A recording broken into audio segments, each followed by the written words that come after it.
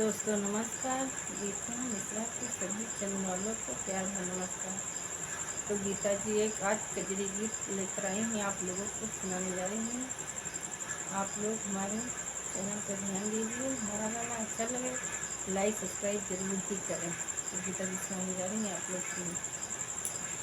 सावन मास नींद नहीं आवे, रही रही याद सतावे ना। सावन मास नींद नहीं आवे, रही रही याद सतावे ना। राम लक्ष्मण गए मधुबन का, राम लक्ष्मण गए मधुबन का, संगी में गई जानकी माँ, संगी में गई जानकी माँ। सावन मास नींद नहीं आवे, रही रही याद सतावे ना।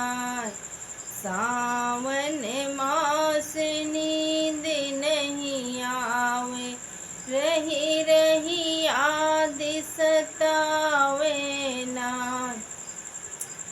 राम का भीजे अंगिया पगिया, राम का भीजे अंगिया पगिया, लक्ष्मण भीजे पगड़िया नाय, लक्ष्मण भीजे पगड़िया नाय। सीता के भीजे अंग चुनरिया, सीता के भीजे अंग चुंदरिया, सीता भीजे सुहागन ठाठ, भीजे सीता सुहागन ठाठ। सावन मास नींद नहीं आवे, रही रही याद सतावे ना। सावन मास नींद नहीं आवे, रही रही याद सतावे ना। यही सोची सोची करा है कौशल्या, सोची सोची रोवे बैठी कौशल्या। दशरथ तजिनी प्राण नाथ, दशरथ तजी दिन प्राण नाथ।